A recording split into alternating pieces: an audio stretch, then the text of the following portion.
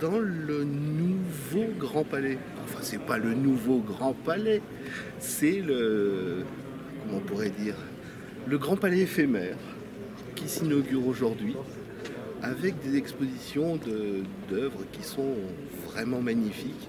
Et la première d'entre elles est réalisée par Lorraine Moffat, qui est à côté de moi, qui parle plein de langues, mais ce n'est pas le français, sa langue originale. Bonjour. Bonjour. Alors, dites-moi, comment c'est décidé et comment avez-vous trouvé l'inspiration pour ce tableau qui est juste derrière nous? Au début, on a développé les œuvres pour le Grand Palais, le Grand Palais normal. Et j'ai trouvé que ça semble un peu à un conservatoire pour les plantes, une grande les grandes fenêtres, ils sont un peu comme on voit dans les jardins botaniques aussi. Et ça m'a fait réfléchir à comment je pourrais enseigner les fleurs dans ce bâtiment. Et voilà, on est dans le Grand Palais éphémère maintenant. Il y a toujours des fenêtres, donc cette partie est restée. Je voulais aussi faire une œuvre qui présente une perspective qui présente une perspective d'une autre espèce qui nous parle, comme un insecte ou une plante. Et pourquoi justement l'insecte ou une plante?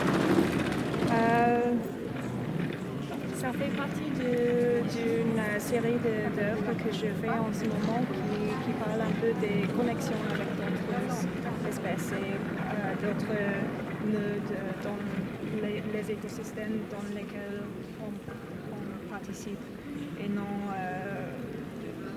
ne pas toujours être dans la perspective humaine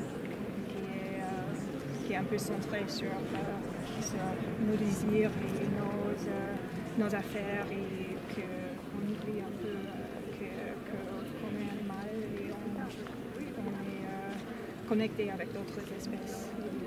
Quelle est la part de Lorraine dans ce grand tableau juste derrière nous? Ça, c'est un collage abstrait qui est fait des parties, des morceaux d'images peintes que j'ai préparées pour les fleurs. Chaque fleur qu'on voit dans la pièce de réalité augmentée, ça, je l'ai peint à la main et digitalisé pour avoir une qualité un peu de quelque chose un peu organique ou un peu que n'est pas ce qu'on a l'habitude de voir dans les univers digitaux. Il vous faut combien de temps pour créer un tableau comme celui-là? Le tableau, c'est seulement pour lancer l'application, pour lancer mais j'ai fait l'image dans un après-midi à partir de fragments que j'avais déjà pour les fleurs qui sont dans la pièce, dans la réalité augmentée. Et il y a beaucoup d'autres œuvres comme ça qui sont proches de celle-là ou c'est quelque chose, c'est une création unique?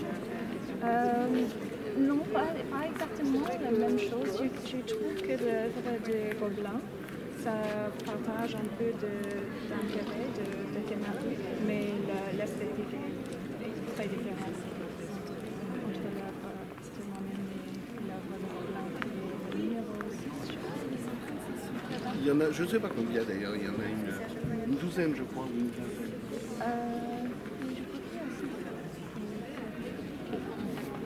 On verra bien. Dites-moi si je décidais de mettre ça dans mon château, ça me coûterait combien? Ou est-ce que c'est possible de le faire ou pas?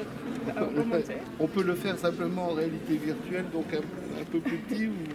Ça dépend un peu. Je ne sais pas si c'est une acquisition, ça peut être plusieurs mille, mais si c'est juste l'application qu'il faut télécharger, c'est soit gratuit, ici c'est gratuit, on peut le télécharger et le voir ici, dans le bâtiment, ici, c'est gratuit. Oui, mais il faut refaire l'œuvre pour ton château. Par la suite, vous prévoyez quoi? Quelle est la prochaine œuvre en cours? Je suis en train de préparer une exposition pour les rencontres de la photographie d'art. Là aussi, il s'agit des fleurs qui ont une vie un peu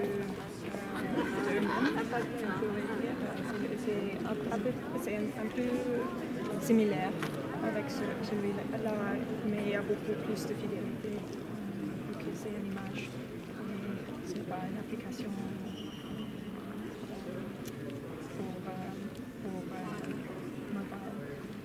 Pour le téléphone. Pour le téléphone. Merci. Muchas gracias porque yo sabe que tú hablas Muchísimas español gracias también. a ti. Y thank you so much. Thank you. I hope that it was understandable. I hope so, and I'm pretty sure yes. Okay, great. If you can use something, I'll be very happy. Thank you. Merci Guy.